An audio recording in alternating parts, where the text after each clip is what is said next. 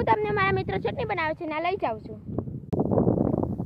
ઓ હેતલ, તો જો તમે મિત્ર હેતલબેન દોડવા મળ્યા છે તો હું તમને ચટણી બનાવશે ના લઈ જાઉં છું.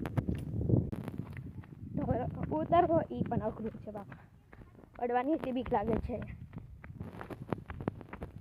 જો કે મિત્રો તમે જોઈ રહ્યા છો મારા મિત્રો ચટણી બનાવી રહ્યા છે.